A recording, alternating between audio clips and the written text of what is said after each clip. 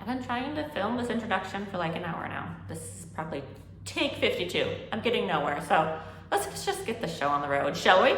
Since you're already here, I might as well say hi, greetings, welcome one and all to Fruity and her Loom. Since I had to use this terrible pun for a channel name that honestly borderlines on copyright infringement, I guess that means you get to call me Fruity. And on this channel, I'm going to be documenting my journey to inherit my grandmother's rug weaving loom. Definitely a mouthful right there. I'm just trying to figure out how on earth this thing works.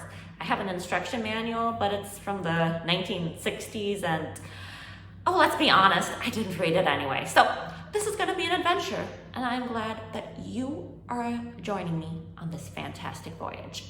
So what else can we expect here? Probably some random crafts, definitely way more puns, and of course, cats, because this is the internet. Why else are you here? So without further ado, let's introduce you to the rest of the team. First up, I would like you to meet frequent content contributor Fritz. He's a very unique individual.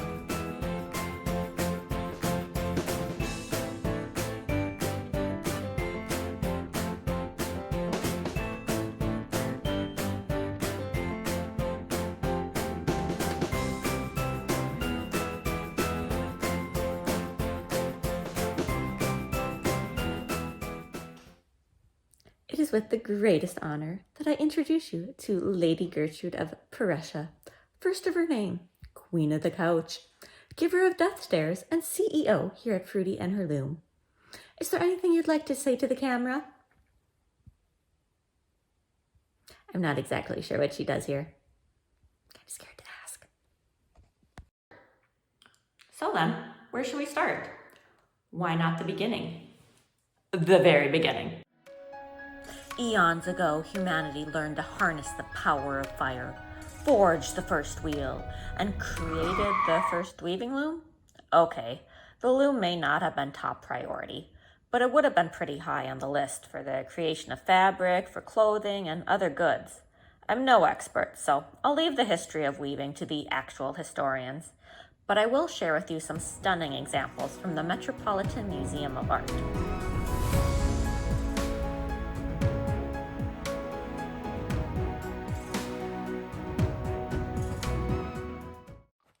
And now let's fast forward a few hundred years to the late 1800s and zoom in on rural America, specifically the comfiest city in all of Iowa, Davenport. It was here that the Newcomb Loom Company was founded in 1889. What set the company apart from its competitors was that they automated the process of adding the weft, or the fabric that you would place horizontally or send back and forth while making the rug. This typically was done by hand. Since we all love a dark, gritty, Victorian steampunk adventure, let's just pretend that this is how the first Newcomb loom was made. Anyway, the model that I will be working with is called the Weaver's Delight. It was produced for most of the company's history, but my loom was made sometime in the 1960s.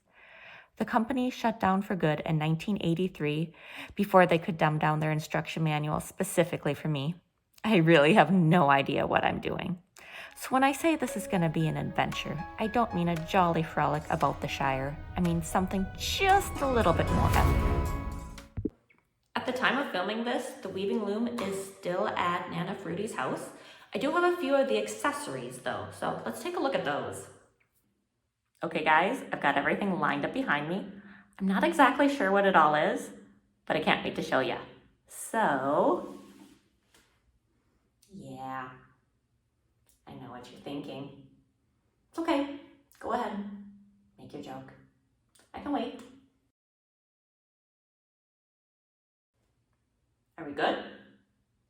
I'm not sure I am, but let's try to keep a straight face and proceed with a bit of maturity. We will start with the spool rack. This holds the warp, which is the string that's held on the loom that you'll be weaving in between to make the rug. Next, we will finally talk about the cylinder filling machine. We will start with the rags and take this fabric over the rollers and through the funnel to individually fill each metal cylinder. Wait, this gets even better. I swear, this is not going to be an X-rated channel. The baseball bat thingy is used to pack as much fabric into the cylinder as possible. The cylinder is then placed into the shuttle.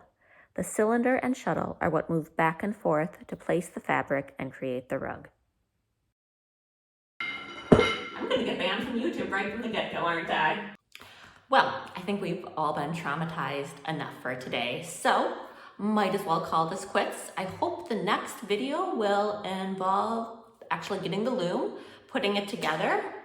That's going to be a whole different nightmare on its own. So thank you for sticking through to the end, and we'll see you next time.